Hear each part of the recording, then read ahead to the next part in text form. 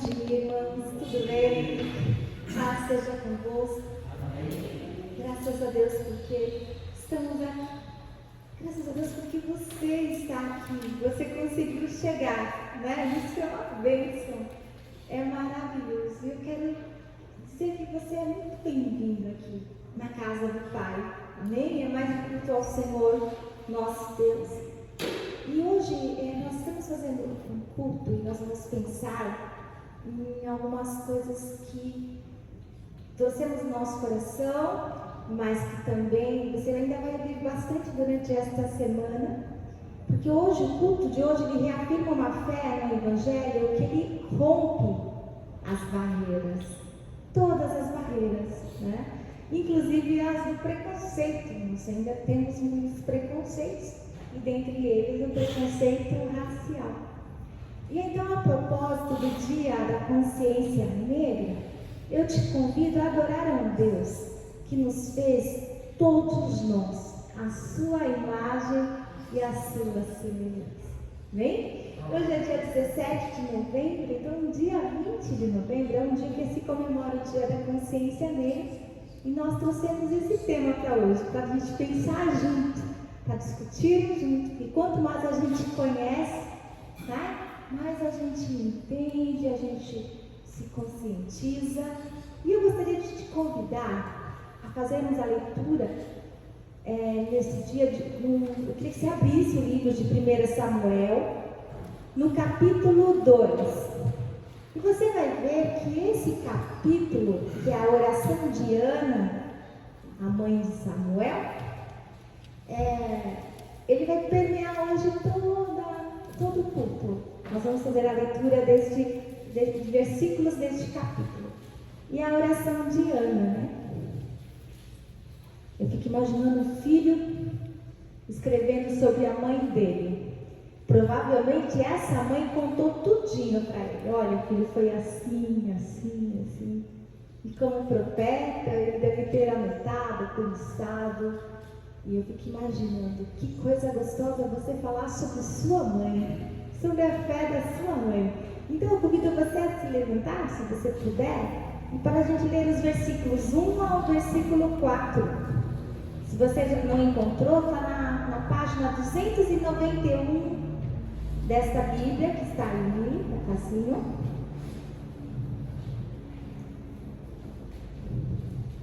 Diz assim, o nome é o Cântico de Ana. Vamos orar, vamos falar juntos? Então orou Ana e disse: o meu coração se regozija no Senhor, a minha força está exaltada no Senhor. A minha boca se ri dos meus inimigos, porquanto eu me alegro na tua salvação. Não há santo como o Senhor, porque não há outro além de ti, e rocha não há nenhuma como o nosso Deus. Não multipliqueis palavras de orgulho, nem saiam coisas arrogantes de vossa boca, porque o Senhor é o Deus da sabedoria, e pesa todos os feitos na balança. O arco dos fortes é quebrado, porém os débeis cingidos de força. Amém? Graças a Deus. E a esse Deus que, como você veio, Ele está aqui, porque você é o templo do Senhor. Nós vamos cantar um hino, que é o hino 68.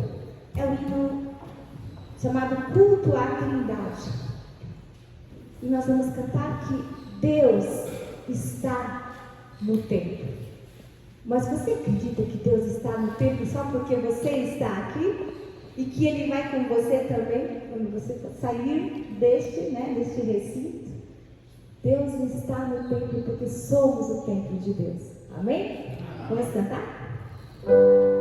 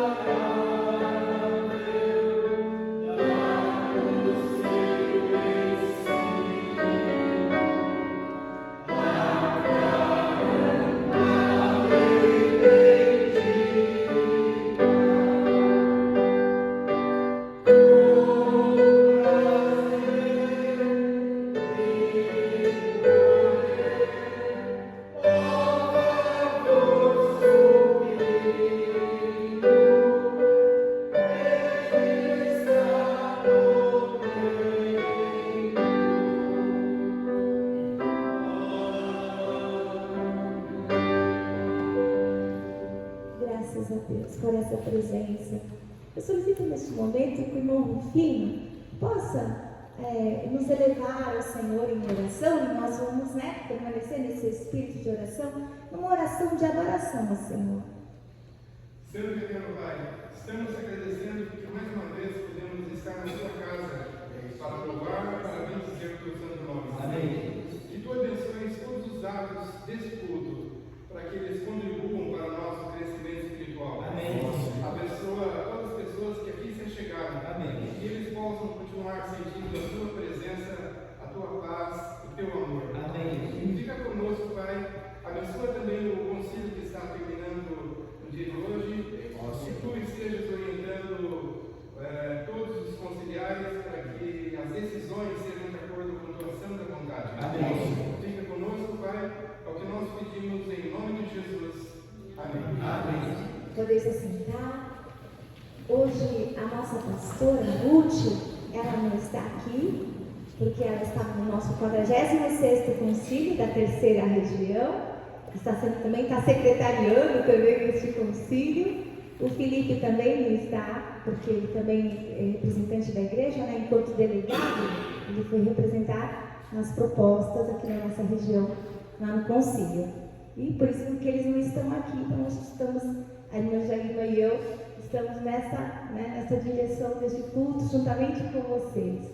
E hoje, não sei se você percebeu, alguém percebeu alguma plaquinha assim, escrita alguma coisa? Não olhou do ladinho assim? Não. Temos algumas plaquinhas que hoje estamos pensando sobre a visão. Será que alguém aqui usa óculos? Além de câmera? Eu desde 7. É interessante esse óculos, Essa adaptação da visão. Hoje nós vamos pensar bastante sobre isso, sobre esse tema. Sobre como que é importante termos essa visão, o quanto essas lentes elas corrigem a nossa visão. Eu não sei se você tem tanta intimidade assim com a pessoa que está do seu lado. Você já percebeu quem está do seu lado, quem está na sua frente? Você sabe se quem está do seu lado você conhece? Você sabe quem está atrás de você, se essa pessoa é uma pessoa visitante ou não? Então vamos fazer o seguinte, quem estiver atrás de um visitante vai perguntar o nome dele. Vamos ver. Você enxergou? Não. Enxergou alguém que está nos visitando? Então quem estiver atrás da pessoa que está nos visitando, você viu, você perguntou o nome dele agora. Sim? Aí você vai apresentar. Não temos ninguém que nos visita hoje? Não pode assim. Tem também. Oi? Sônia, Deus te abençoe muito, Sônia, Então nós já temos aqui, começaram a chegar os visitantes, sabemos que talvez cheguem mais. Mas você viu que interessante, como é legal a visão faz você perceber. E se você trocasse de óculos com a pessoa que está do seu lado, você enxergaria a mesma coisa ou não? Vamos testar? Você tem tanta intimidade assim, Quem é você para fazer eu trocar de óculos? Duvido que alguém ia querer estar com meu óculos agora, Não queiro. O Akira fez umas artes no meu óculos ontem. Mas é assim. Olha que interessante. Olha bem. Dá para enxergar melhor ou piorou a sua visão? Olha só. Vamos pensar nisso, tá bom? Durante o culto nós vamos discutir sobre isso. Porque o óculos é uma coisa muito pessoal. É muito pessoal. E Deus também tem uma visão pessoal a seu respeito. Um dia, uma mulher estava com seu filho no deserto. Em Gênesis capítulo 16, no versículo 7, não, vamos lá. A Agar, ela estava lá no deserto. Estava com seu filho pequeno e ele começou a chorar. O menino começou a chorar bastante. E aí o que aconteceu? Acho que é Gênesis capítulo 16, no versículo 7,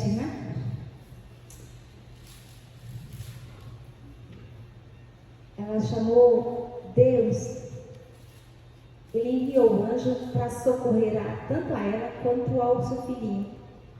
E ela falou assim: olha, ele é o Deus que vê, ele é o Deus que enxerga, ele é o Deus que enxerga.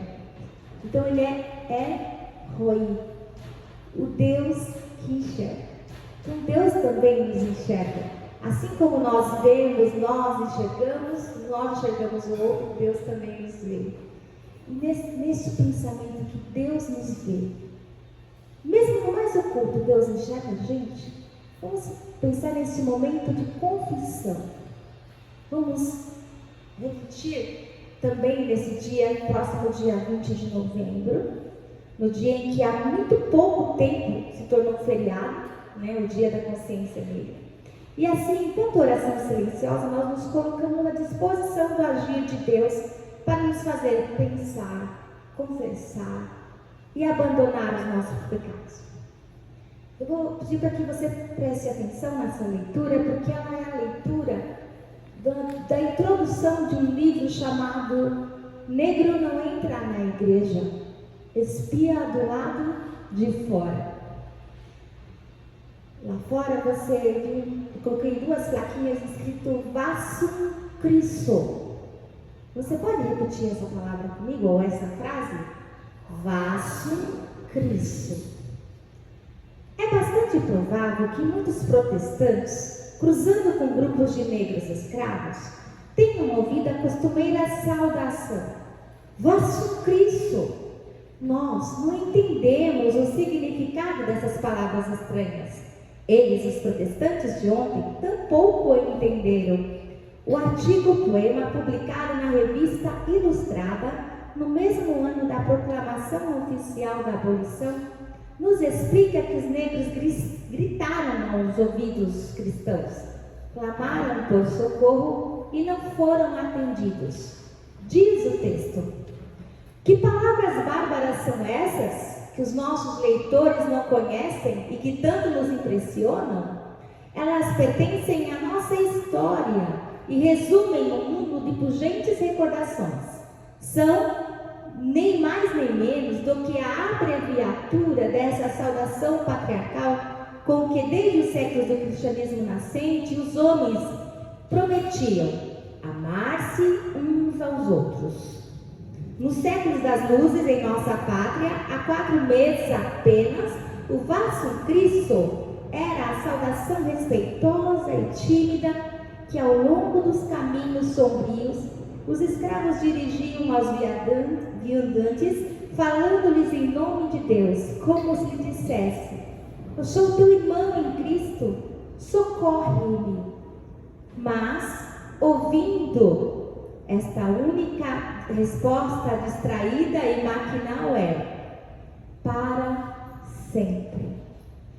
Vassum Cristo era como eles entendiam a frase em português: louvado seja nosso Senhor Jesus Cristo. E eles pegavam a frase, entendiam mais ou menos e queriam repetir. E eles falavam Vassum Cristo. Pensando nisso, passamos um momento de oração. O Vassum Cristo é o sol, o tempo que sempre vive, o Deus que ajuda os povos civilizados. É o amor que seus escravos esfarrapados. Eu fico que essa sensação nunca deu alma, ligeiramente assustada por tantos viajantes das nossas escravas e das nossas florestas. Pobres escravos, a sua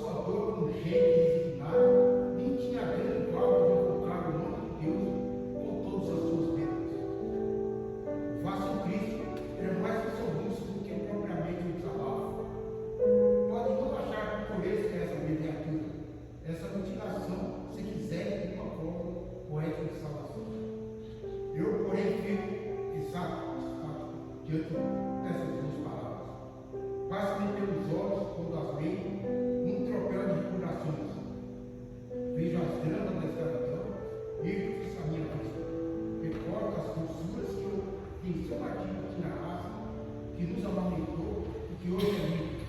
Vejo infortúnios sem nome, vejo a bondade infinita dos escravos e a sua indignação de Marcos. Penso e defino excessivamente o vasto Cristo dos escravos podem chorar. Mais uma vez se mostrou verdadeira palavra contada por Jesus. Católicos e protestantes receberam o bastão de sacerdotes e levitas e repetiram o mesmo gesto de se esconder da vítima estendida no chão. Próximo e irmão do oprimido foram os samaritanos, proclamou Jesus. Cantineira suave, triste denunciadora, que continha a história da igreja com assustadora frequência, onde o papel do irmão tem de ser ocupado sempre pelos samaritanos. Que grande vergonha nossa se denuncia o pastor Eduardo Carlos Pereira. Que grande confusão reconhecer que os incrédulos samaritanos e que há mão de seus escravos.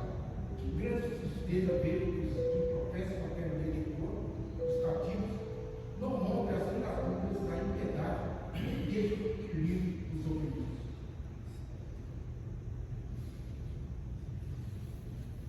Há pecados sociais, há pecados da própria igreja. E nós hoje confessamos ao Senhor, através desta leitura reconhecida. E nós temos a certeza que nós podemos mudar, que a igreja tem mudado, que tem feito atos de justiça a respeito deste assunto. E nós podemos nos alegrar com esse perdão concedido pelo Senhor. E lemos na oração de Ana, lá em 1 Samuel, no capítulo 2, no versículos 7 e 8. Eu gostaria que os homens lessem o versículo 7 e que as mulheres lessem o versículo 8.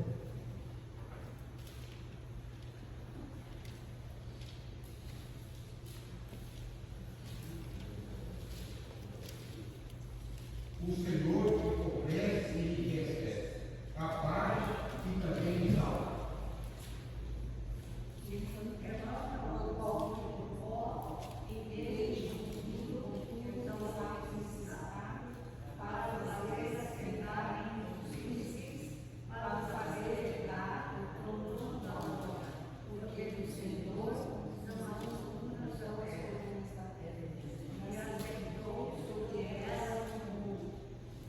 Amém? Essa é a nossa alegria, porque o Senhor exalta, o que está abatido. E quando nós confessamos e deixamos, nós alcançamos a misericórdia. E com isso nós podemos louvar ao Senhor, engrandecer ao Senhor. E durante essa semana nós temos algumas atividades aqui na igreja, certo? Às terças-feiras, às 19h30, nós temos um ensaio do nosso coral. Está sendo uma bênção. Estamos já nos preparando aí para a última quinta-feira deste mês, que nós vamos comemorar o quê? Isso, o Dia da Ação de Graças. Olha, não se esqueçam, hein? É um culto maravilhoso, um culto marcante na nossa igreja. E você já está convidado, desde já, traga mais pessoas, traga seus amigos para participarmos desse momento de gratidão. A gente pede tanto, né? Chega um momento que tem que ser específico para agradecermos. E essa última quinta-feira do mês será um dia especial para isso. Outra forma de nós louvarmos ao Senhor também é através dos nossos dízimos e ofertas. E eu convido você que trouxe o seu dízimo, que trouxe a sua oferta, para trazer lá na casa do Senhor, enquanto nós louvamos do nosso cenário número 144.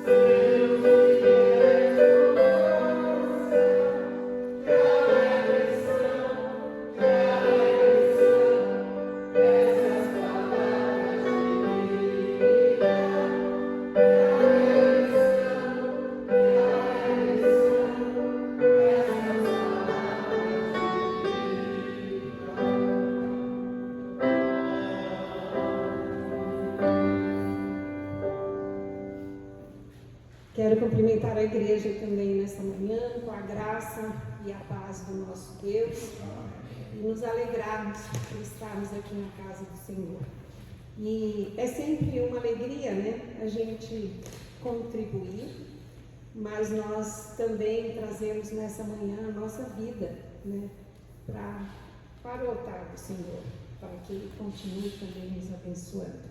Então, eu vou pedir ao irmão Josias que faça essa oração de gratidão pelas ofertas que foram colocadas aqui. Querido Deus, nós só temos que agradecer. Sim. Agradecer a tua bondade para conosco, agradecer a proteção que tu nos dá a cada dia. Agradecer pela família, o Pai. Agradecer, Senhor, por essa igreja que aqui congregamos, Deus, os nossos irmãos tão queridos. Amém. Te agradecemos também, Senhor, pelas ofertas levantadas. Amém. Sabemos que temos muitos desafios à nossa frente, Deus, mas tu tens nos sustentado a cada dia. Amém. E é por isso que eu te agradeço. Muito obrigado a Deus e te peço, Senhor, pelas mãos daqueles que vão administrar esses recursos, ó Deus, que esses recursos sejam para a honra e glória do teu santo nome.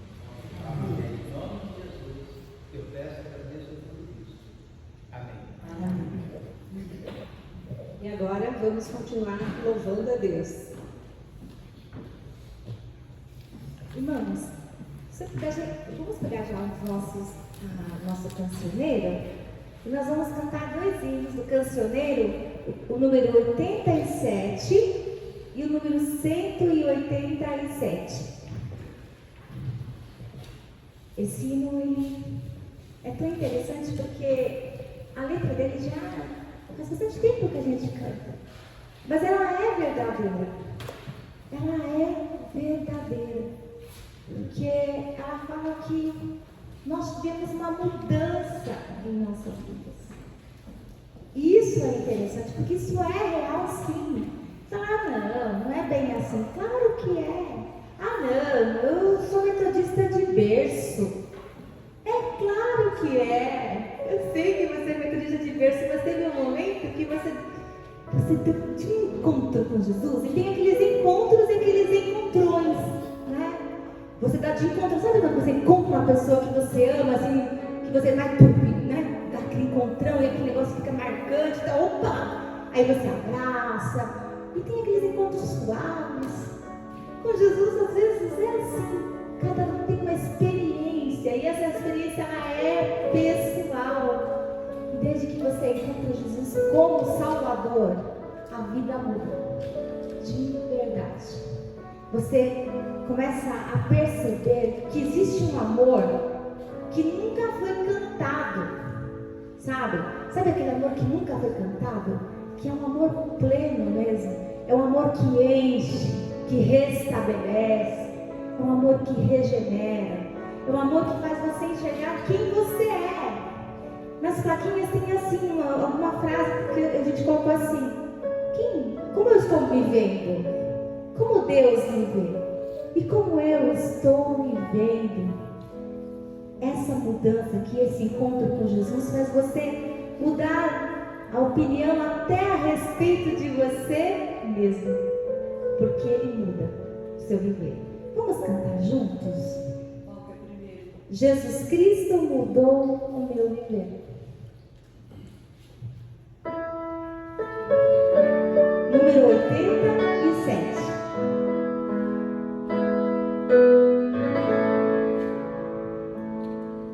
Jesus Cristo mudou meu viver.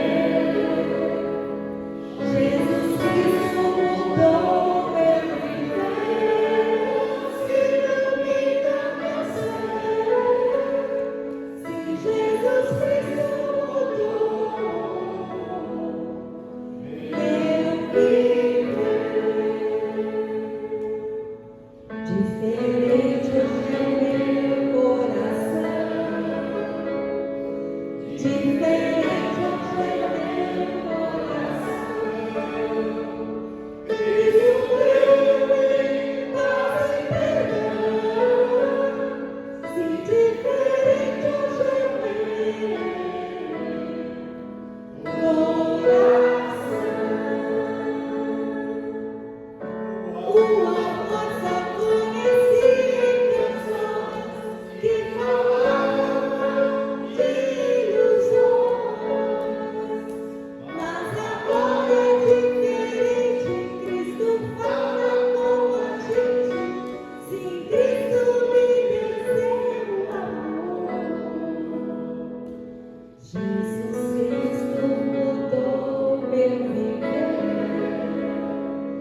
Jesus Cristo mudou meu viver. É a luz que ilumina meu ser. Sim, Jesus Cristo mudou meu viver. Amém? Fala a verdade. Quem tem uma coisa bem legal para contar que ficou diferente na sua vida depois que você conheceu Jesus? A minha vida mudou completamente depois aos 14 anos. 14 anos. Eu falei que tinha uma experiência pessoal? Alguém mais? Alguém mais? Opa. Jesus Cristo me curou de uma pedra que eu tinha, eu ia operar, e num dia, de madrugada, antes de eu ir para a cirurgia, Jesus Cristo me curou.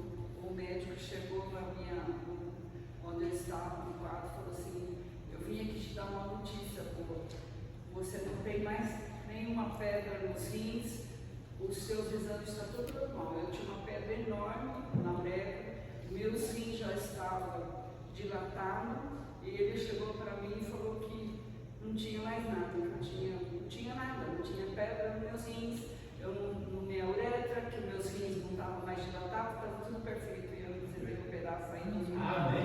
Então, dentro do hospital que Jesus me curou. Que coisa maravilhosa. Jesus me curou. Que coisa linda. Confio plenamente. Eu sou uma testemunha de fé em que Jesus realmente cura. E isso é maravilhoso. Isso renova a nossa fé. Inclusive as pessoas que estão, no culto online, que vão assistir o nosso culto, elas ouvindo esses testemunhos, a nossa fé, que vem pelo ouvir a palavra de Deus, ouvir os testemunhos, ela é renovada. E nós vamos cantar um hino, que é o hino 187, que é um hino que vai falar sobre um olhar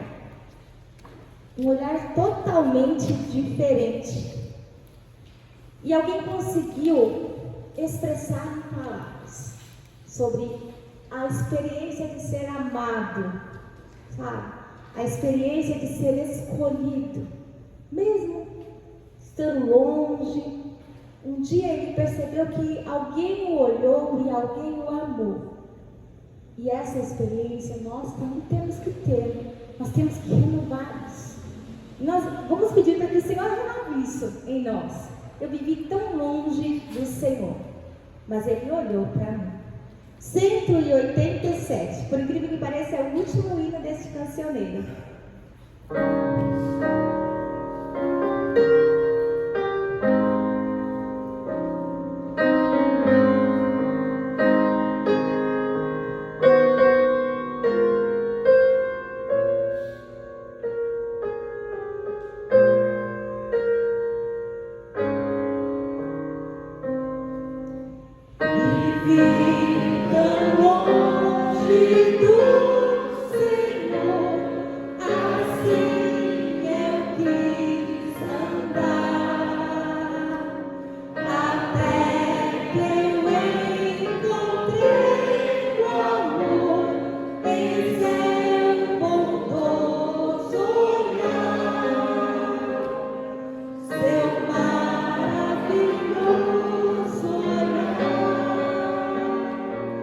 Seu mar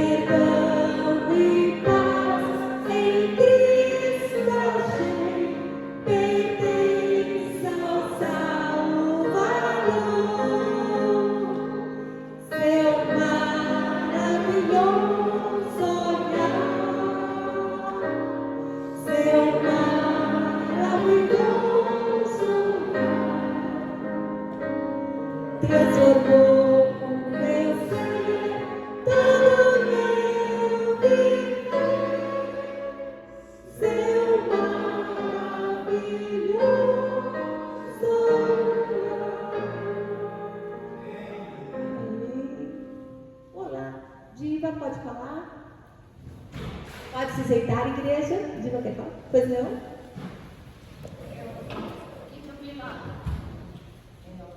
Com a vista, nós falamos sobre o olhar, sobre os óculos, né?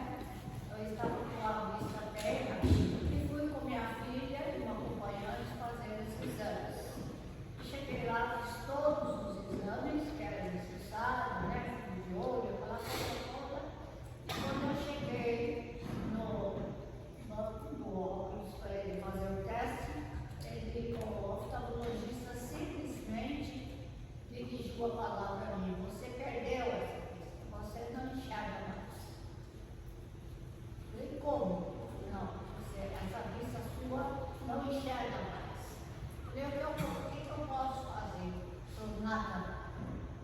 Eu levantei com a minha filha e vim embora para casa.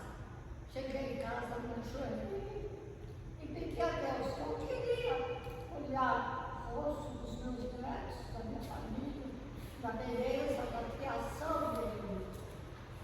E orei. Eu levantei e estava vendo. Amém. Até hoje. Graças a Deus. Né? Essas são as ações de Deus. O Deus que age, o Deus que vê e conserta a situação. Que o Senhor possa continuar falando aos nossos corações, porque nós vamos para a mensagem, mas que o Senhor possa continuar a falar nos nossos corações e que Ele possa arrumar a nossa lente de visão, arrumar o nosso foco, seja em relação a nós mesmos, seja em relação a quem está ao lado, que nós não possamos nos sentir tão pequenininhos, sendo que o Senhor nos vê como grandes, né? Que nós não possamos nos sentir tão fraquinhos, tão miudinhos, se Ele nos vê como forte. O que Deus nos vê, como Ele nos vê, e como Ele lançou esse maravilhoso olhar. Nós vamos passar neste momento para o momento da mensagem, da reflexão da palavra de Deus. E eu convido você também a orarmos pelas necessidades dos irmãos, também apresentarmos as nossas crianças, aquelas que virão, né? Esse é um propósito no coração da nossa igreja, que o Senhor possa trazer crianças, jovens, adolescentes, que nós possamos estar preparados. Alguém tem um pedido especial hoje que trouxe? Não? Eu vou fazer cirurgia dos olhos, sabe? Eu vou fazer uma cirurgia do ombro na quarta-feira de manhã, 6 horas da manhã. Olha, continuemos orando. Mais alguém? Não? Vamos então, neste momento, eu vou passar a palavra para a irmã Jair. Convido você também a orarmos, né, juntos ao Senhor. Vamos ficar em pé? Vamos orar? Senhor, nosso Deus e nosso Pai, nós te agradecemos por todos esses momentos do culto e neste momento em que vamos continuar ouvindo a Tua Palavra. Que o Senhor possa preparar os nossos corações para receber. E nós pedimos que as nossas preocupações que insistem em estar no nosso coração, que elas possam deixar de ser preocupações e que elas se transformem em orações diante do teu trono. Nós apresentamos a vida da irmã Jairma, da sua cirurgia no próximo sábado, do irmão Carlinhos, da sua cirurgia na quarta-feira, daquelas pessoas que estão com necessidades, mas elas vão assistir o nosso culto de forma online, elas não puderam vir, e elas estão passando necessidades, sejam necessidades físicas, necessidades emocionais, necessidades, Senhor, muitas vezes familiares, que o Senhor possa agir com a tua poderosa mão, que o teu maravilhoso olhar possa ir de encontro à necessidade dessas pessoas. Nós também apresentamos diante do Senhor as nossas crianças, aquelas que já estão aqui, Senhor, e aquelas que virão. Que o Senhor possa protegê-las, abençoá-las, Senhor, e que nós possamos estar preparados enquanto igreja para abençoar vidas, as vidas que chegarão até nós. É o que pedimos, Senhor. Fala, continua falando conosco. É o que eu peço em nome santo de Jesus Cristo. Amém.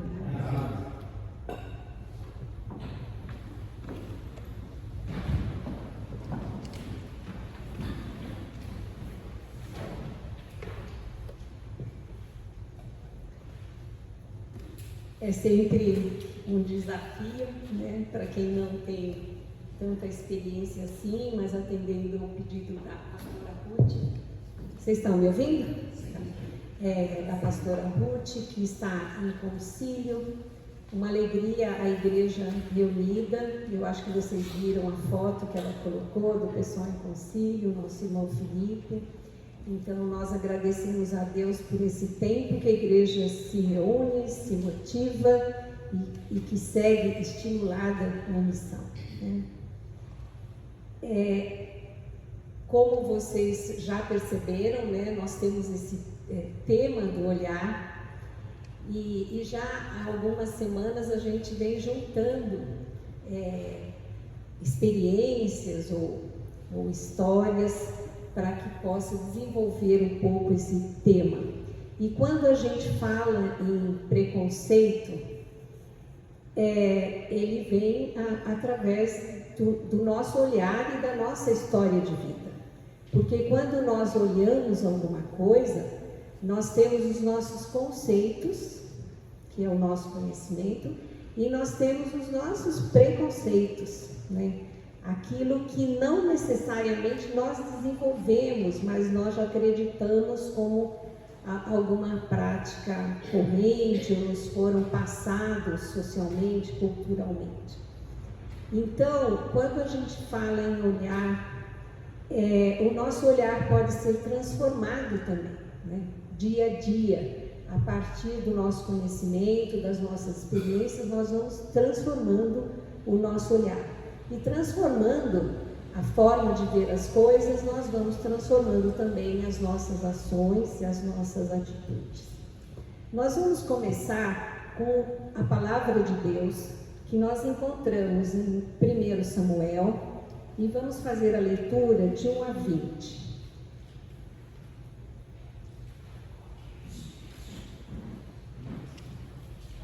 Primeiro Samuel 1.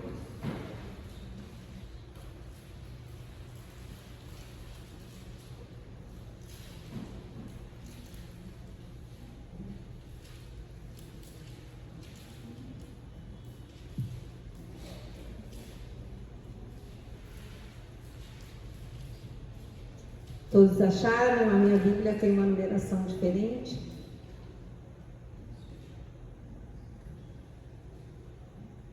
Então, é uma história conhecida, mas nós podemos lançar talvez uma nova luz, né, sobre esse texto. Eucana e suas mulheres. Houve um homem de Ramataim, Zofim, da região montanhosa de Efraim, cujo nome era Eucana, filho de Jeroão, filho de Eliú, filho de Tou, filho de Zufi, o Efraimita. Tinha ele duas mulheres, uma se chamava Ana e a outra Penina. Penina tinha filhos, Ana, porém, não os tinha. Este homem subia de sua cidade de ano em ano a adorar e a sacrificar ao Senhor dos Exércitos em Siló. Estavam ali os 2 filhos de Eli, Hofni e Finéias, como sacerdotes do Senhor. No dia em que Eucana oferecia o seu sacrifício, dava de porções deste a Penina, sua mulher, e a todos os seus filhos e filhas. A Ana, porém, dava porção dupla, porque ele a amava, ainda mesmo que o Senhor a houvesse deixado estéril.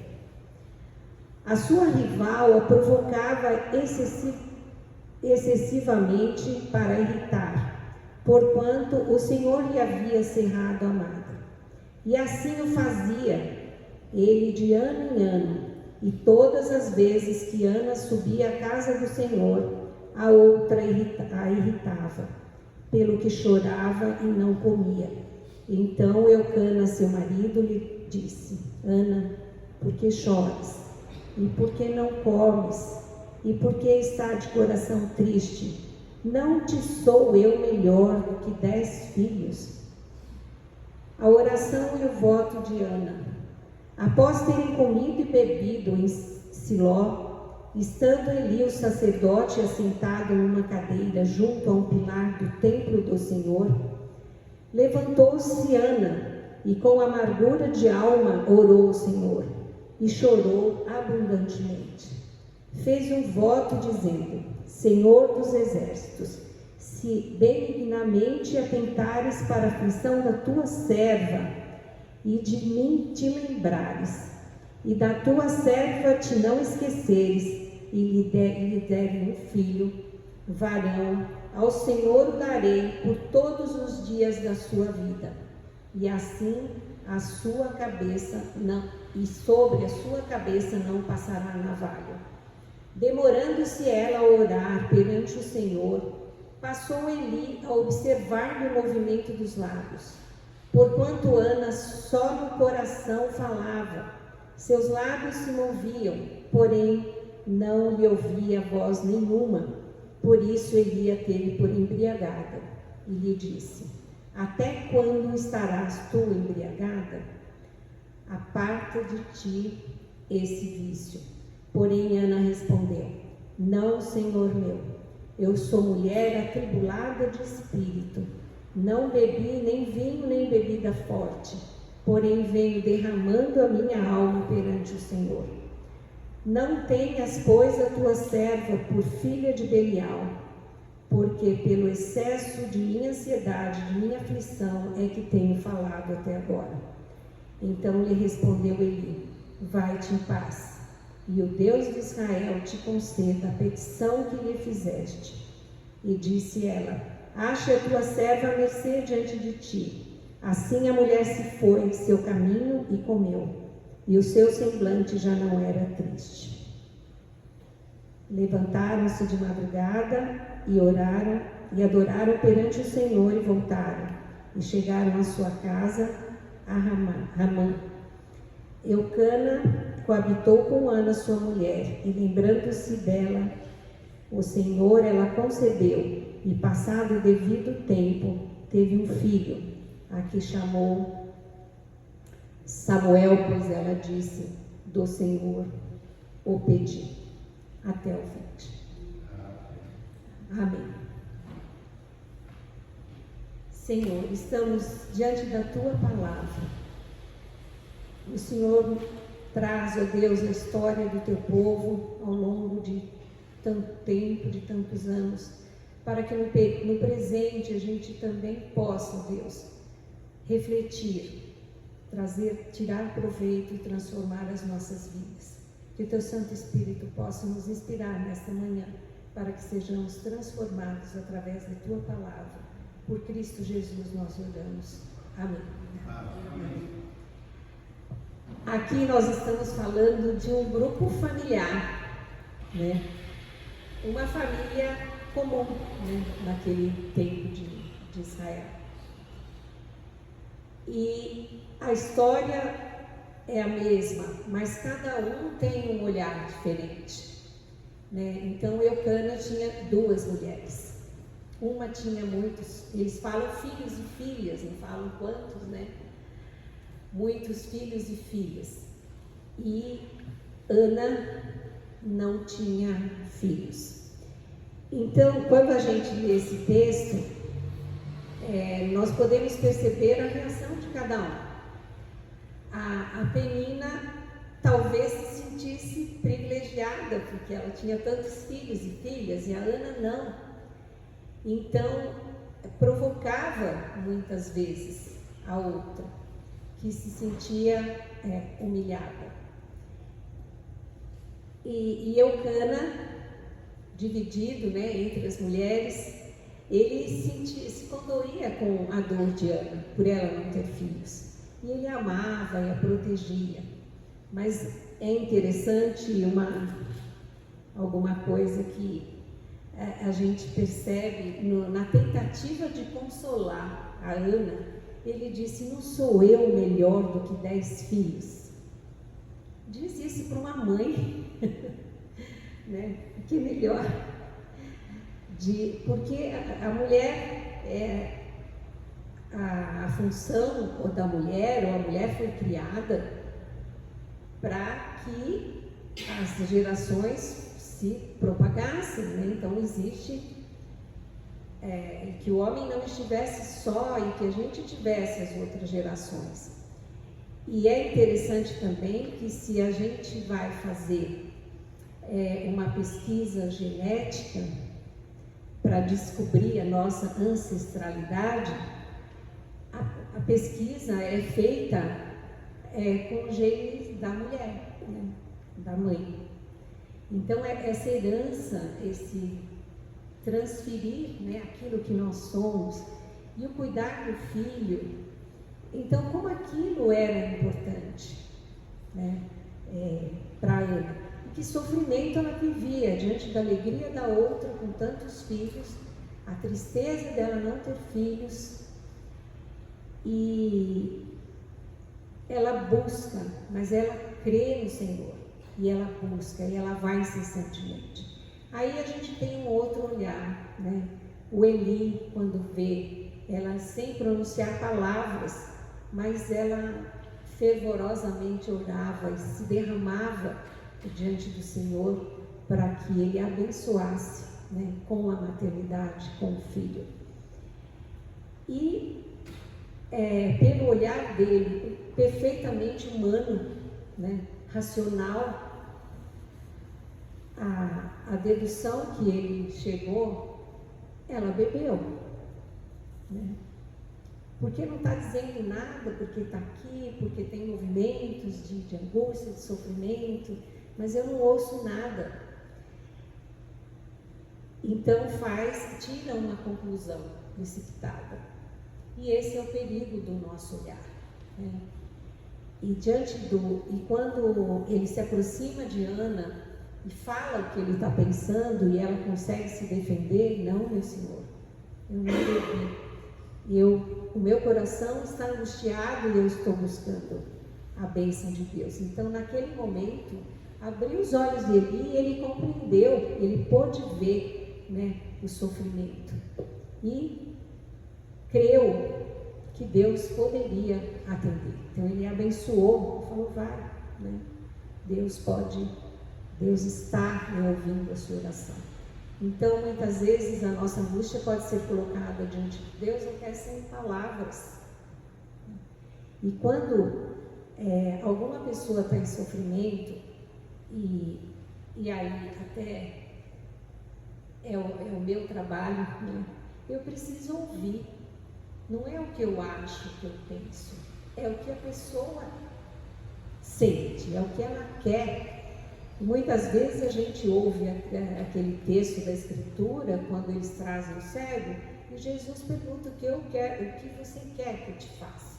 E a gente fala, é uma coisa tão óbvia, mas expressar aquilo que realmente está no nosso coração, aquilo que vai nos deixar felizes, aquilo que vai transformar a nossa vida. Então é preciso que a gente tenha esse olhar amoroso, esse momento de acolhida e ouvir, né, o que a pessoa deseja. A Bíblia não continua a história, mas a gente pode imaginar como todo aquele ambiente familiar mudou. Que Ana engravidou, ela já não era mais estéril, né? Ela já poderia ter filhos com a outra. Então toda aquela dinâmica familiar mudou a partir da ação de Deus. Mas o pedido de Ana é um pedido diferente. A gente quer os filhos e quer para sempre, a gente quer cuidar. E até que os filhos adultos ainda é a nossa criança, a gente quer estar presente. Mas Ana pediu para entregar o Senhor. Ela, vivendo essa experiência, tendo a oportunidade de ter uma nova geração a partir de Samuel. Ela entregou o Senhor e a gente conhece a história do Samuel como sacerdote, né? Então, não era essa questão de, para mim, né? Ela viveu essa experiência e ela agradeceu a Deus e entregou o filho, né, para o seu serviço. Então, essa história é uma história de fé, de resignação e de transformação. Como Deus pode transformar, né? E o choro em riso, né, em motivo de alegria, desde que a gente insista. Muitas vezes a gente precisa insistir um pouco nisso. Eu também, nessa semana, lembrei de uma experiência e pensei como igreja. É uma experiência pessoal, é uma história de férias. Eu saí de férias com a família e a gente foi para Cancún, e num trecho da viagem tinha um passeio de barco para a gente poder ver o fundo do mar, né? Nós temos a experiência daquilo que está perto de nós. Então, algumas pessoas sentem o desejo de subir as montanhas para ter uma supervisão, né? E algumas pessoas gostam dessa questão do mergulho para ver o que não está ao alcance dos nossos olhos no dia a dia. Então, são experiências únicas, né? Para mim, uma experiência única. Mas o que aconteceu? O barco foi e, num determinado trecho, desliga-se o motor e todos descem com o snorkel, se afastam do barco para poder contemplar os corais e as maravilhas do fundo do mar. Eu estava no grupo, fui, mas a primeira coisa que eu fiz foi virar de ponta cabeça, engolir água e tudo mais e desistir. Falei, não vou, eu vou ficar aqui no mar. E todo mundo se preparando para sair, aquele alvoroço, e o guia falou, vamos, não, eu vou ficar aqui no barco. Eu estou bem, eu estou apreciando o mar, estou tomando sol, podem ir, eu estou tranquila. E fiquei ali. Aí depois de um tempo, lá veio o guia, perto do barco, e ele falou uma palavra assim, fundamental, que a gente pode sempre lembrar disso. Ele falou, eu não me conformo que a senhora está aqui e não vai ver tanta beleza. Eu preciso que a senhora vá até lá para ver. Eu vou ajudar, não tem perigo. E aí o meu marido e o meu filho também já voltaram, estavam ali ao lado. E aí com segurança eu fui. Que bom que ele não se conformou. A experiência, eu creio que muitos já fizeram, não sei se alguns dos nossos irmãos já tiveram essa experiência. É um espetáculo deslumbrante. O silêncio, as cores, os cardumes de peixes, é uma beleza que a gente não pode imaginar. Estar ali, né? E a estrela do mar passando na nossa pele. Então, é uma experiência transformadora, né? E Deus nos oferece muitas oportunidades da gente viver essa experiência transformadora. Mas é muito bonito, é muito bom, assim como estamos aqui na igreja, né? Que é muito bom, que a gente se fortalece, que a gente tem a oportunidade de louvar a Deus, é maravilhoso isso. Mas será que muitas vezes, quando a gente sai daqui, a gente consegue ter esse sentimento de não se conformar que outras pessoas estão aí fora e não se aproximam e não usufruem desse lugar aqui, não conhecem essa vivência de estar na presença do Senhor? Então, contemplar a criação ali, eu senti um momento mágico que eu fazia parte de tudo aquilo que Deus também me criou, né? Então, teve aquele encontro, aquela unidade, então foi um momento sublime. E estar na igreja, acontece isso, a gente se sente ligado aos nossos irmãos. Meu coração pulou quando a Sônia chegou aqui, porque alguém apresentou, mas eu não enxerguei. Quando a Sônia chegou no altar, encontrar essa nossa irmã tão querida, que está longe, que a gente se comunica só através do WhatsApp. Sônia, seja muito bem-vinda, mais uma vez. Você alegrou o nosso coração com a sua visita aqui hoje. Então, são experiências que podem mudar o nosso olhar. Quantas pessoas não têm esse privilégio? E o que nós estamos fazendo, né, por isso? E aí até eu lembro, ele deixou 99 ovelhas lá e veio buscar uma que estava com medinho de viver a experiência, né? Então, esse é o papel da igreja, esse é não se conformar com as pessoas que precisam ser ouvidas, precisam ser acolhidas, que nós possamos ter essa motivação de buscar. É bom, vamos compartilhar com todo mundo, vamos ver essa igreja cheia, vamos trazer as pessoas para viver essa experiência. E ainda sobre o olhar, e como nós falamos de pessoas que também gostam de subir as montanhas, eu assisti há 2 semanas, eu não sei, talvez vocês conheçam, existe um grupo que ele nasceu a partir de uma experiência pessoal. O médico gostava de escalar montanhas, né? E ele viajava mais para o norte do Brasil e subir, explorar aquela região de floresta.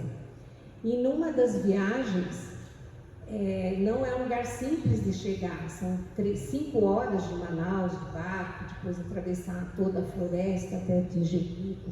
E na volta não teve como, ele teve contato com tribos, né?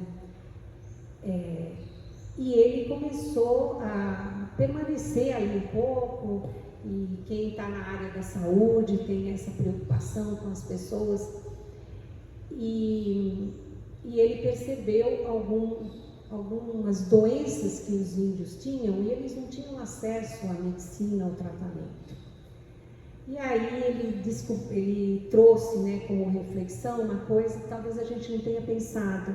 A pessoa que não tem a visão aqui na cidade, ela sobrevive, né? Ela tem muitos recursos, ela aprende braille, ela já tem computador que fala, se ela sai na rua, a gente tem as calçadas que orientam, tem cursos, então sobrevive. Mas ele pensou, um índio que fica cego é uma sentença de morte, porque se ele se perde na mata, ele não tem referência, né? É muito difícil. E ele percebeu um grande número de índios já com problema mais de catarata. E outra coisa que eles sofrem são as hérnias, porque eles carregam coisas muito pesadas, né? Não tem tanto artefato que auxilia a gente carregar peso, eles fazem força. Então ele ficou muito tocado com aquilo. Por quê? Porque ele estava lá, porque ele viu, porque ele sentiu, né, o sofrimento, a dificuldade daquelas pessoas. E começou a mobilizar junto aos amigos, aos conhecidos, pessoas que tinham recursos financeiros.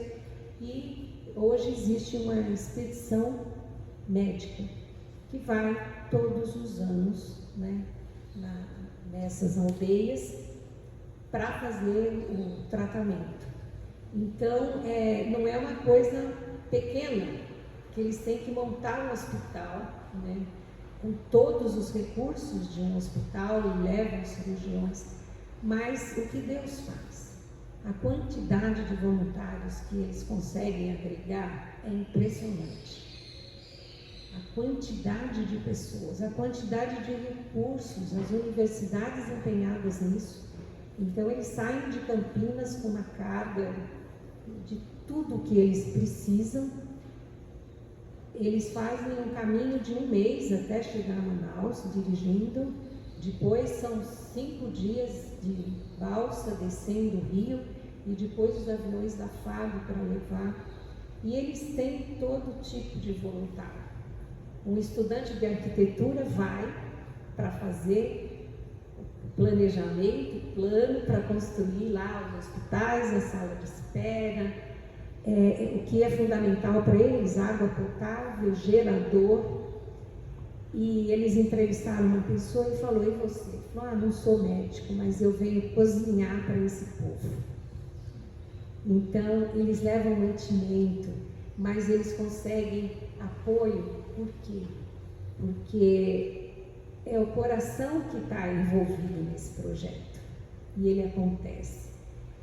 E os índios voltam a ter um pouco mais mas é só isso que eles fazem. Eles reconstituem a saúde e fazem esse contato amoroso com as pessoas, levam o que eles precisam.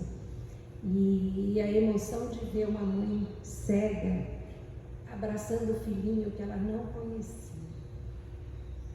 Já uma criança de 1 ano e meio que ela não tinha visto. Jesus, enquanto seus discípulos, amém? E como igreja de Cristo, que as nossas ações sejam de justiça e que nós não deixemos que o mal prevaleça, que denunciemos a maldade enquanto semeamos a paz. E podemos falar, assim como falavam os africanos quando caminhavam aqui pelas estradas do Brasil, né? Vassum Cristo. Quando pensarmos nisso, possamos pensar que a nossa vida seja pautada nesta mensagem. E para casa, levamos esse louvor nos nossos corações, 498, que o Senhor nos guarde. Vamos louvar o Senhor? 498.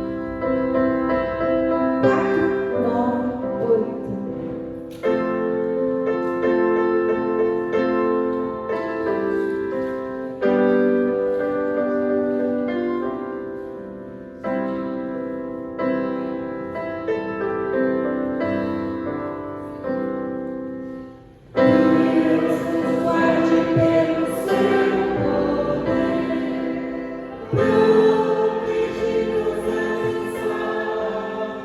you.